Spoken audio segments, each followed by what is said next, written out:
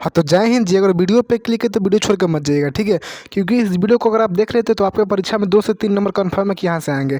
आज जो हम लोग जियोग्राफी का जो आपका दूसरा नंबर चैप्टर जिसका नाम है आपका कृषि, इंग्लिश इसका होता है एग्रीकल्चर, इसका हम लोग जितने भी क्वेश्चन हो सकेंगे लगभग इसमें 30 से 35 क्वेश्चन है जो अभी तक पूछे गए हैं, जो आने की संभावना है। तो सारे क्वेश्चन को हम लोग देखेंगे। चलिए सबसे प्रथम सवाल से स्टार्ट करते हैं। और सबसे प्रथम सवाल आपका कहता है कि इनमें से कौन सी रबी फसल है। आपका ऑप्शन है कि चावल, ऑप्शन बी कपास, ऑप्शन सी कि मोटे अनाज, ऑप्शन डी कि चना। तो सबको पता होगा मेरे साथी जी कि इसमें जो चना जो है आपका रबी फसल है। जवाब आपका क्या हो जाएगा, ऑप्शन नंबर डी हो जाएगा।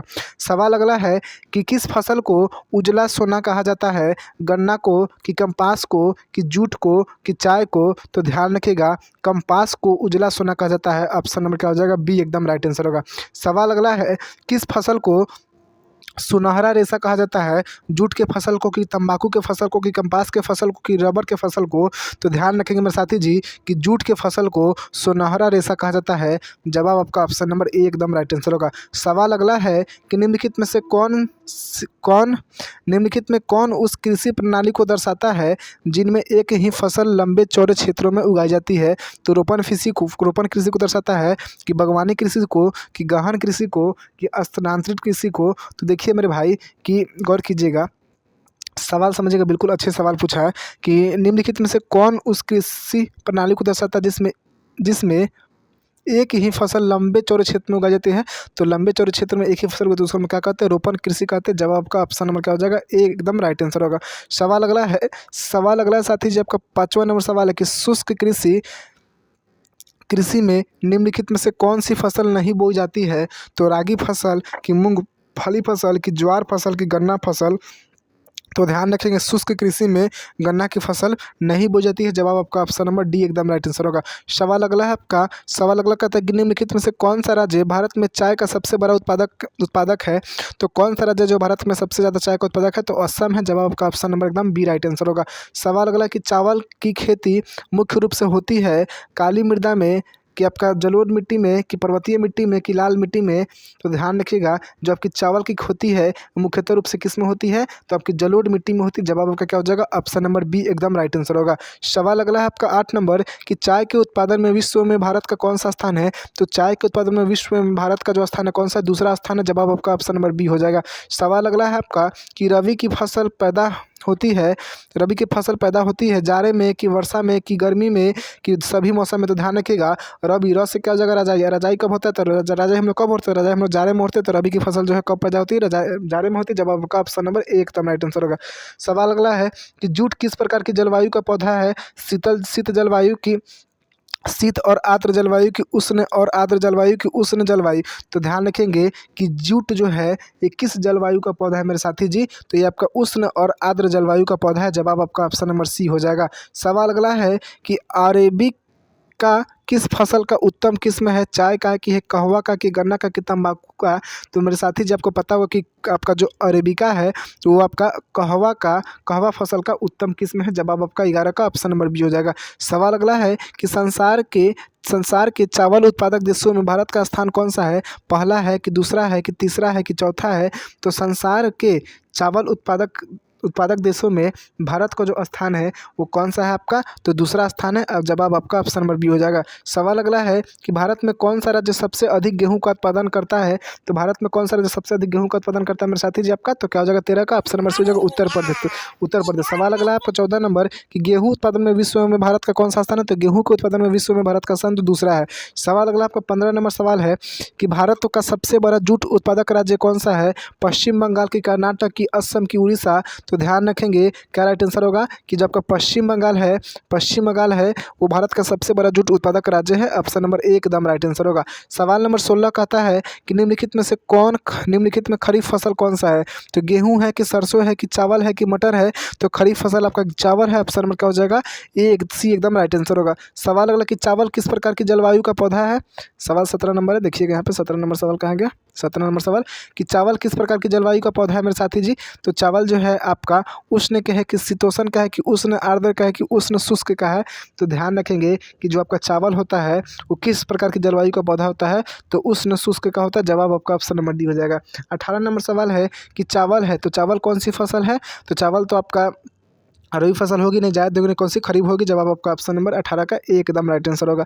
सवाल अगला 19 नंबर कि काली मिट्टी उपयुक्त है, तो सबको पता कि काली मिट्टी का उपयुक्त किस लिए? तो कपास की खेती के लिए। सवाल अगला है कि दाल किस किस पौष्टिक अंश का स्रोत है, यानी दाल से हमें क्या मिलता है? तो दाल से हमें प्रोटीन मिलता है। जवाब आपको ऑप्शन नंबर बी हो जाएगा। सवाल 21 नंबर सवाल है मेरे साथी जी आपका।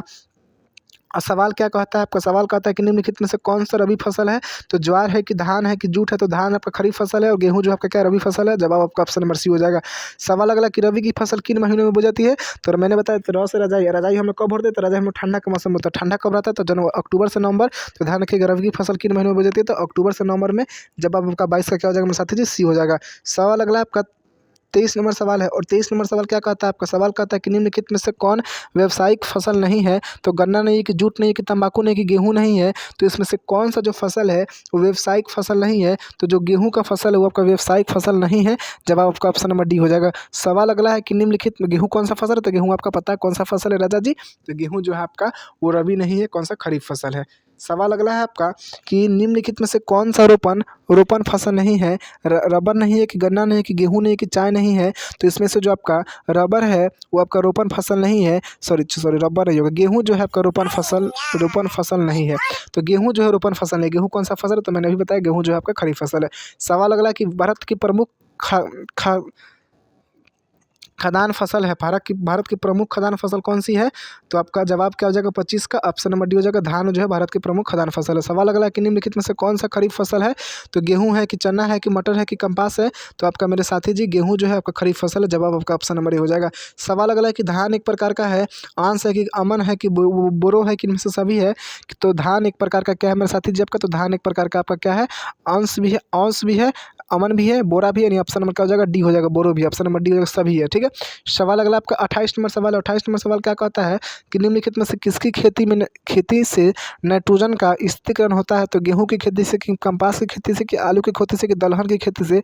तो ध्यान रखिएगा कि दलहन की खेती से नाइट्रोजन की स्थिरता मतलब मतलब दलहन की खेती से नाइट्रोजन की स्थिरीकरण होता है। जवाब आपका ऑप्शन नंबर डी हो जाएगा। सवाल अगला है कि नवीन जलोढ़ मृदा का अन्य नाम क्या है? तो बागर मृदा की, खादर मृदा की, रेगुर मृदा की, इनमें से कोई नहीं।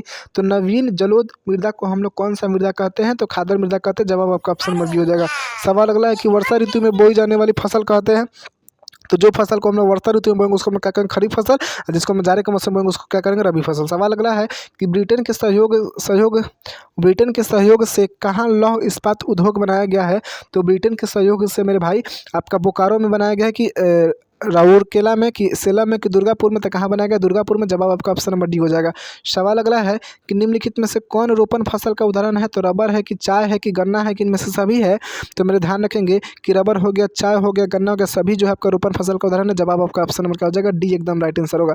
सवाल अगला है आपका कि निम्नलिखित में से कौन दलहनी फसल वायुमंडलीय नाइट्रोजन का स्थिरीकरण नहीं करता है? तो चना है कि मटर है कि मूंग है कि राजमा है? ध्यान रखिएगा अभी आपने पढ़ा कि कौन सा जो फसल है वो वायुमंडलीय नाइट्रोजन का स्थिरीकरण करता है, तो आपको पता है कि दलहनी फसल करता है। लेकिन कौन सा ऐसा दलहनी फसल है जो वायुमंडलीय नाइट्रोजन का स्थिरीकरण नहीं करता है मेरे साथी जी? तो कौन सा आपका राइट आंसर होगा आपका? तो राजमा जो है वो नहीं करता। जवाब आपका ऑप्शन नंबर डी हो जाएगा। 34 नंबर सवाल कहता है कि निम्नलिखित में कौन पुरानी मिट्टी है? तो खादर मिट्टी है कि बांगर मिट्टी है कि लेटराइट मिट्टी है कि इनमें से कोई नहीं? तो ध्यान रखिएगा आप लोग, ध्यान रखिएगा कि हम लोग बांगर मृदा को क्या कहते हैं? पुरानी जलोढ़ मिट्टी कहती है। जवाब आपका ऑप्शन नंबर बी हो जाएगा। सवाल अगला है 35 नंबर सवाल कि निम्नलिखित में से कौन सा कृषि आधारित उद्योग नहीं है? तो इसमें से कौन सा ऐसा उद्योग जो कृषि पर आधारित नहीं है? तो चीनी उद्योग कि चमड़ा उद्योग कि सीमेंट उद्योग कि वस्त्र उद्योग? तो ध्यान रखेंगे आपका जो मेरे साथी जी सीमेंट उद्योग है वो आपका कृषि पर आधारित नहीं है। बाकी जितने भी उद्योग है सारे आपका कृषि पर आधारित है। जवाब आपका ऑप्शन नंबर सी एकदम राइट आंसर होगा। ठीक है।